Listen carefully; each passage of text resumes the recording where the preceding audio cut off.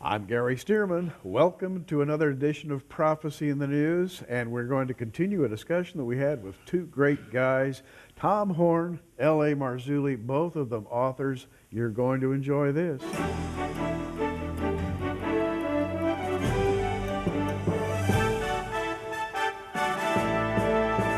Well, we're going to continue a discussion we've been having that started in the Old Testament as the sons of God coming into the daughters of man and creating a race that God had to curse because it was a genetic hybrid which God could not receive. It was not part of his plan. And from that time until this, there has been a battle, and that battle comes to us in Genesis 3:15, in which there is a contest to see which seed dominates. Will it be the seed of the serpent or the seed of the woman? It's a genetic process, right? Mm-hmm. L.A. Marzulli, you've written about Nephilim. The Nephilim in the Old Testament, the fallen ones, they were a mixture. They were something God didn't approve of, and they started I guess you could say they started a ball rolling that's still rolling today. Yeah, what we're looking at is this cosmic struggle, this cosmic chess match between the Most High God and the fallen angel. And of course, it's a mismatch. The fallen angel, Lucifer, Satan, is no match for the Most High God. But he's so demented and so depraved that he actually thinks he can win. And then, of course, when you fast forward to the book of Revelation, when he gathers the kings of the earth and assembles them, they're looking up. They're ready to do battle. They really think they can win this war. And so what we see is a series of moves, counter moves, counter moves, all through the Old and the New Testament, where the fallen one is always trying to somehow get the upper hand and become the victor. Had he contaminated the entire human race, let's say Noah that would have been it. He would have won the chess match, and humans, if you could call them humans, because they would have all been demonic hybrids at that point, there would be no human race, and there would be no Messiah. He would have won the chess match, be nothing to redeem. But thank God he didn't. And of course we have the flood, which wiped out the Nephilim and all the other chimeras that were there, and the bloodline continued to the Messiah.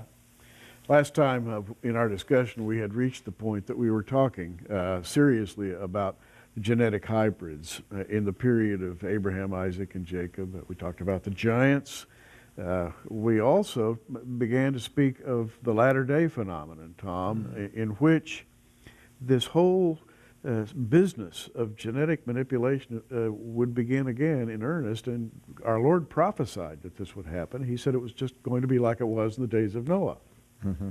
Yeah, and it's kind of almost a two-part issue. There is what happened in ancient days, there's what's happening today.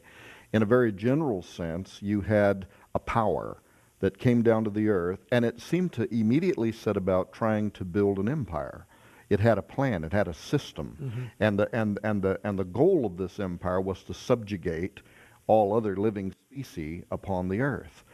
Immediately, these Nephilim, of course, come under judgment from God. That alone, by the way, I think also attests to the facts about genetic manipulation, because otherwise you have a God who is depicted in the Scripture as forgiving, loving, not willing that any should perish. Even with the Hebrews, made provisions for non-Hebrew blood to be able to come in, mm-hmm. and to become a proselyte, to get saved in the Old Testament sense.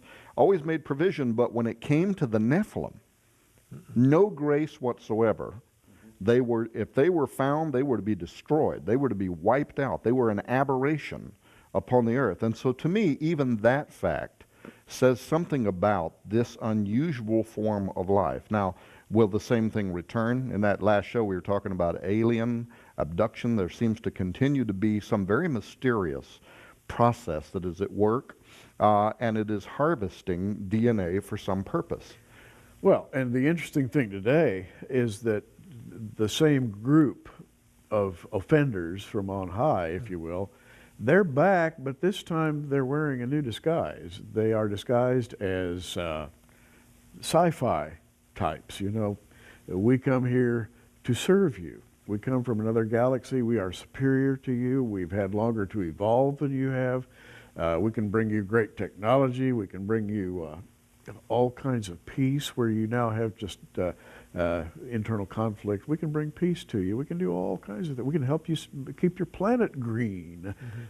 So they're coming as our divine overseers, and actually I think being received that way by some groups, isn't it? Being received that way now in ways that are frankly surprising. For instance, how the Vatican has weighed in on this issue in recent years. And we in the last show we just mentioned this official disclosure series, which you're now making available through Prophecy in the News, 20 hours of audio recording.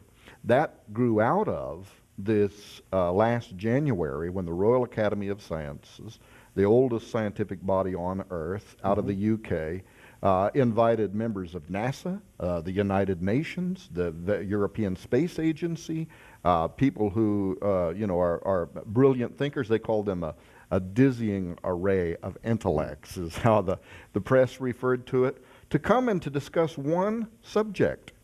Are we alone in the universe? And actually, can we make contact? Well, when the Vatican weighed in on this,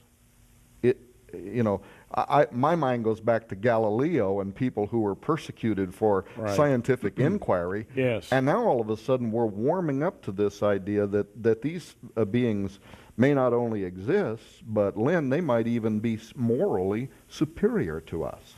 I would certainly agree with that, that when they come, we will look at them. It's what I call, in a pen, the coming great deception, the alien gospel.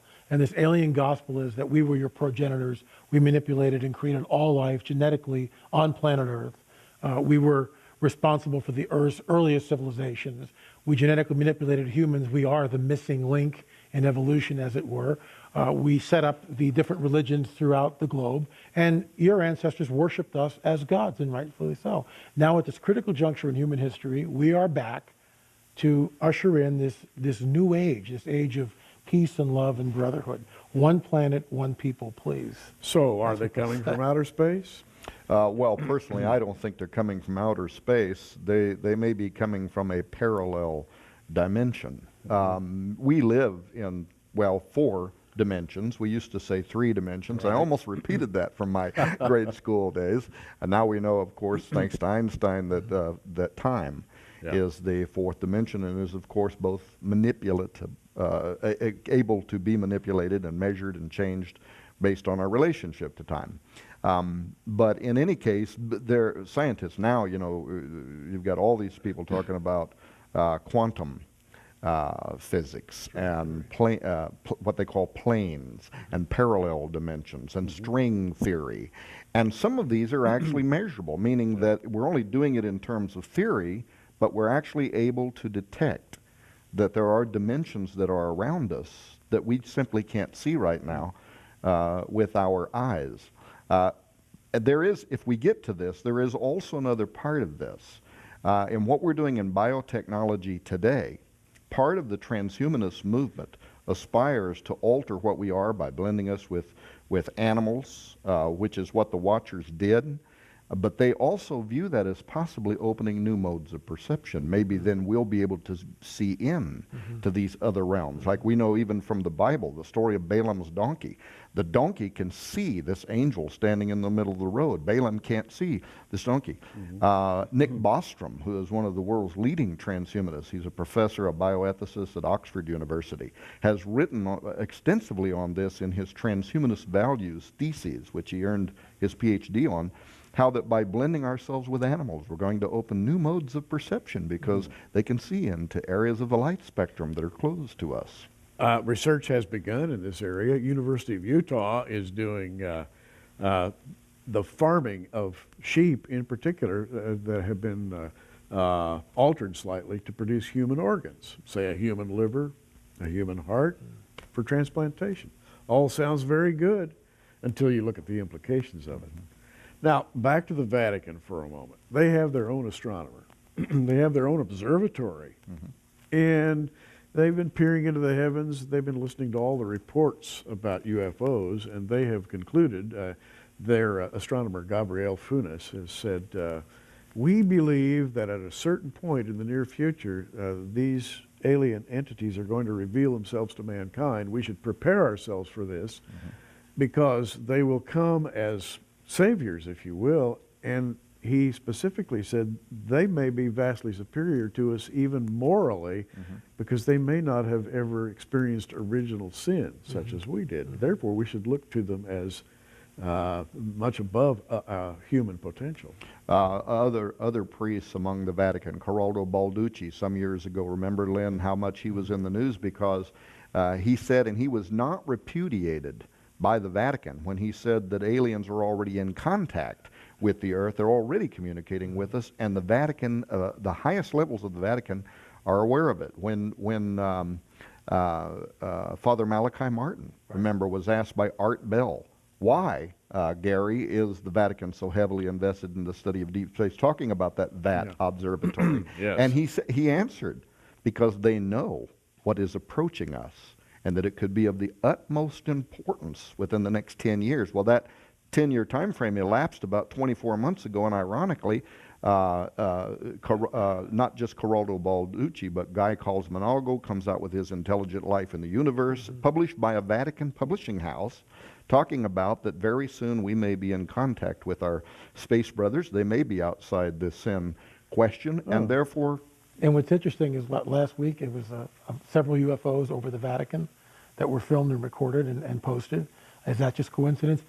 I think what's happening, from my perspective, is that we're being set up for the coming great deception. I mean, when we read in the book of Revelation, when it talks about in 2 Thessalonians, this great one world religious system, it begs the question, how does one get 1.8 billion Muslims, 2.3 billion Christians to somehow change their paradigm, somehow change their worldview? We're looking, in my opinion, of some sort of an incident, something just so off the charts, unprecedented in all of history is about to happen. And what are we seeing? What are the signs all around us? The burgeoning UFO phenomena. They will come and they will say that we were, I'll reiterate it quickly, but it's basically the alien gospel. I can't say it enough. There are progenitors that created all life on the planet, genetically manipulated human DNA to our present form. We're worshipped as gods. Now they're back at this critical juncture in human history. The Vatican, I believe, is setting the stage for the coming great deception. And it's not that it's almost here. I think it's here, which ties into what you were saying. They know, and they're trying to prepare the masses in some way. Well, let's broaden this discussion just a little bit and just mention one word, and I'm sure that when I do, all of our viewers are going to just jump up and understand exactly what we're talking about. Roswell. Yeah. Everybody knows about Roswell. And the little guys, you know, the crashed flying saucer, these little bodies lying dead on the ground. I think every human being alive today has heard about Roswell. What happened there? Well, that is the big question, I guess. Mogul balloons, Gary. That's what the government says. Yeah, it was balloons. Crash test dummies. Crash test dummies. Absolutely. Crash test. Yeah. Yeah, right. Those were a little too small for crash test dummies. Yeah, well, we wanted to ask that question, too. That's why in this series, Official Disclosure, Prepare for Contact, we went back to the original civilian investigator, Stanton Friedman, nuclear physicist. And we also went to Jesse Marcel's son, Jesse Marcel Jr., who even the government admits is the only person on Earth today, admits is a key phrase, handled the Roswell debris. Now, the people on this production that you've put together, it's called Official Disclosure, Prepare for Contact. They pretty much all believe that we're at the edge of something big, right? Yeah, some of these believe that what happened in Roswell, for instance, Stanton Friedman, I mean, he goes to great lengths to argue that what happened in Roswell was a physical craft, potentially from another world. But the question for a person like me who believes that at the heart of it might have been something demonological, you just take the word poltergeist, a German word. Polter, spirit, geist, noisy. Yeah. How can a spirit manipulate matter? How can it touch and move matter? Well, in some way it can. It's easy for me to believe that all kinds of things could potentially have been manufactured. And in fact, doesn't the Bible even talk about celestial transportation devices, for want of a better term? It does. Multidimensional transportation vehicles. And they're driven by the angels, if you will. One of the The prophets of old, Elijah showed his servant, he said, Lord, open the eyes of my servant so that he can see these vehicles. And immediately the servant's eyes were opened, and presto, he saw the vehicles. And they were vehicles. They're called merkavim in the Hebrew. Chariot is the way it's translated in King James, but hey, a chariot doesn't fly through the heavens, not the kind we're thinking of. Official disclosure, prepare for contact. Let's talk about this just a little bit. You interviewed Chuck Missler. You're on here. Mike Heiser is on there. Nick Pope. Tell us about Nick Pope. Nick Pope is the former director for the Military of Defense for Britain, the department that was specifically charged with field investigation and follow-up reports on UFO phenomena. So he was a fine secular resource for us to go to because, out of Britain kind of led the charge in the last 5, 6, 7 years on disclosure, opening up their documents. Some of them are still blacked out. Some of them are probably still at a stage where they're above top secret. But now many countries of the world have started opening up their UFO files. France, and some Germany, of what's Brazil. coming out of that, Lynn, you've done some research in this. Some of it's fairly shocking. Yeah, France, Germany, Brazil, the UK, obviously, like you just mentioned, Japan, all of Mexico, all revealing documented footage, pilots. These are people with impeccable credentials coming forward and saying, look, the phenomenon is real, burgeoning, not going away. And by the way, L.A., you're on, L.A. Marzulli is on official disclosure. This is available to you from Prophecy in the News. It's got 5 MP3 discs in it. Now, an MP3 holds more information than an audio CD, so it takes 5 of these for $34.95. And believe me, I've listened to these interviews. They are phenomenal, very, very insightful. Or you can get it in audio CD form for $49.95, and the audio CDs are 20 in number, carrying the same amount of information as the 5 MP3s. MP3, $34.95. Audio CDs, $49.95 from Prophecy in the News, and that's plus shipping and handling in both cases. Again, I've listened to this. It is a wealth of information on the subject we're covering today. Congrats, Tom. Now, gentlemen, back to the discussion. We've talked about Roswell. Let me ask the question I always ask about Roswell. These little creatures out here on the ground, assuming this is all true, they're dead. If those are spiritual creatures from the dark side, we might call them demons, can demons die? What's going on here?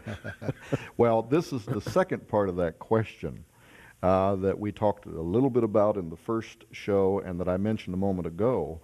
And that was, okay, we know from historical records that what the Watchers wanted to do, they wanted to leave their plane of existence. Jude, Peter both verify that. The story, of course, is told from Enoch, from whom they are quoting. Their motivation certainly could have been altogether or could have included the ambitious goal of cutting off the bloodline of the Messiah, contaminate the earth's population, so you cut off the bloodline of the Messiah, the human race is lost. When I first looked at this story, this ancient story, I could understand their motivation in that sense.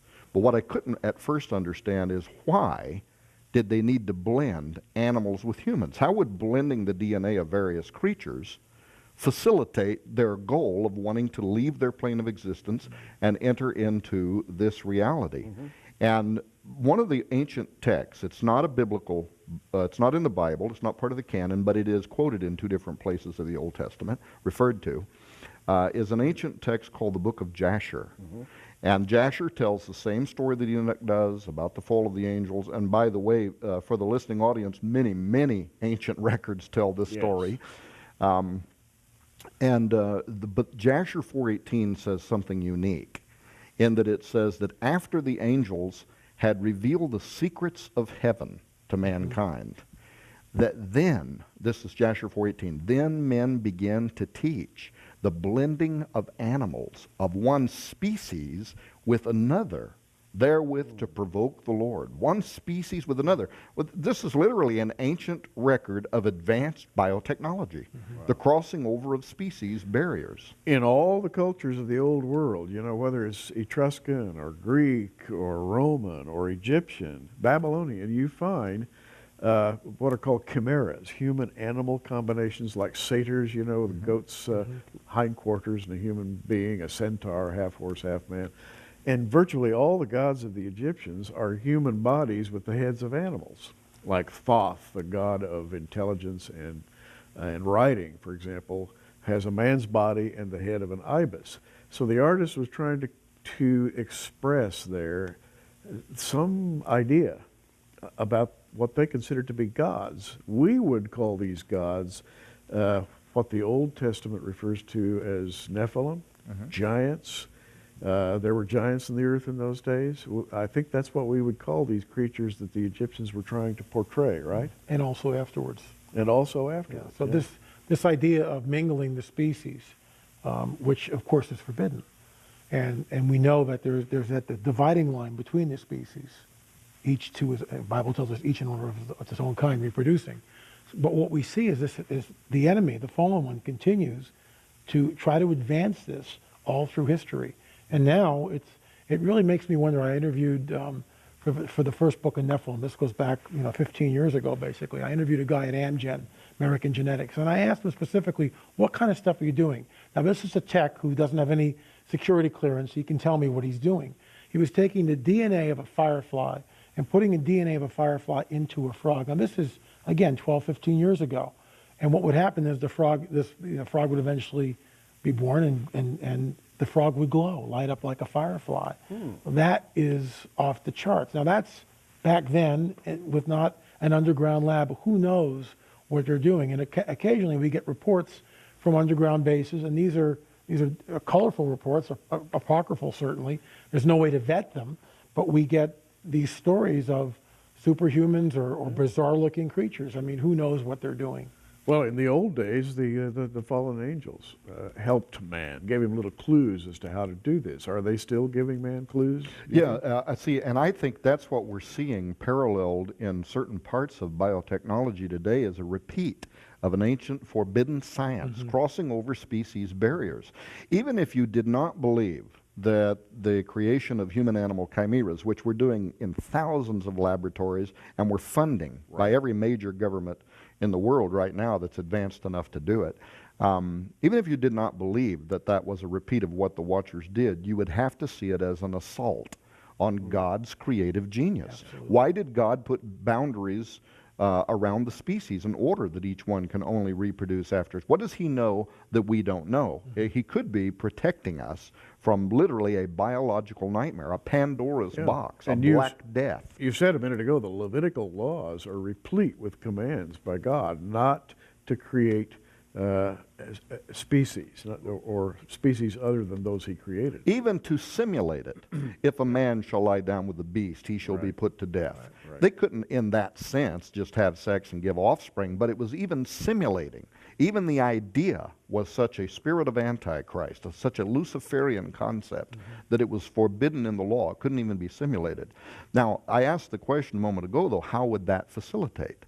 And the short answer is that because God had created everything, only God, one thing the Watchers could not do, they could not speak, bara, and call forth out of nothingness raw atomic nuclear matter and command it to take a specific molecular form that then becomes a tree or a cow or a dog or a fish or a human or whatever. Only God could do that. What the Watchers could do, since they either participated with or observed creation, they could do what our scientists are doing today, and that is they could take the genetic material of one species and another and blend it to create a body. Why I think they did that was because once God had created all life, including humanity, he set it in motion.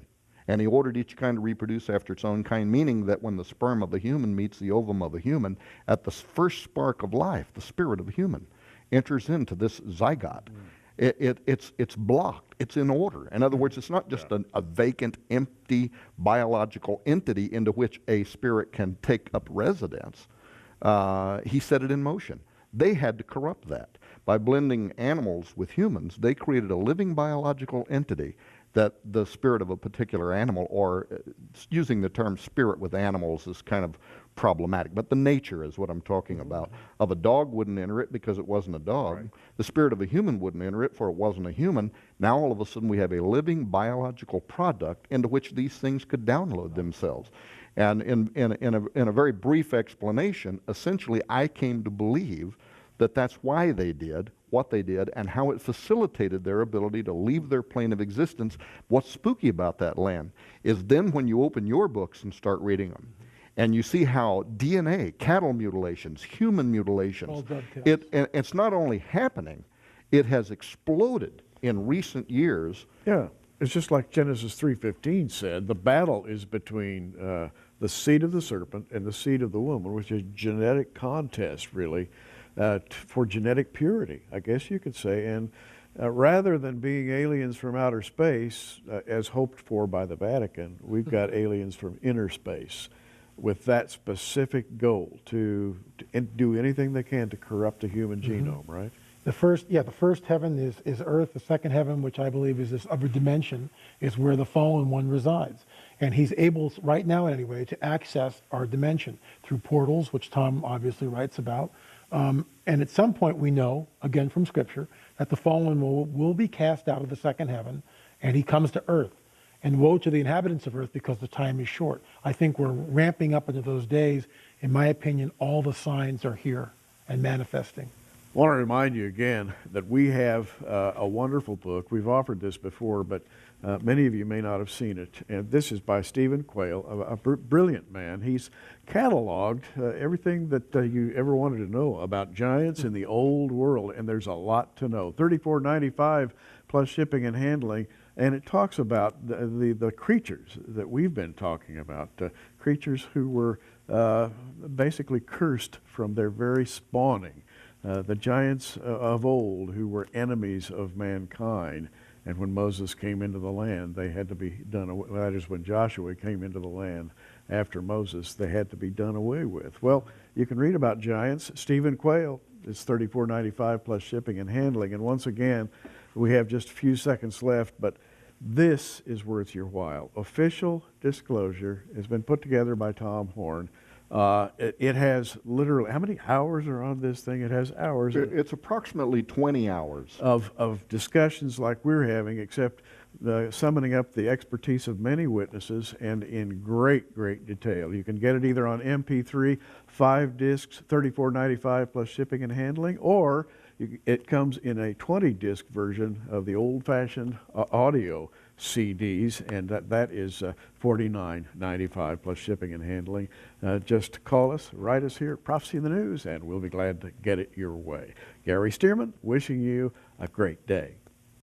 Prophecy in the News is a viewer-supported ministry sponsored by our many friends across America and in your area. For your gift of $10, you can receive a special edition of our current program on an audio CD, or for a gift of $20, we'll send you our programs on DVD videos. For either order, call the 800 number on your screen right now.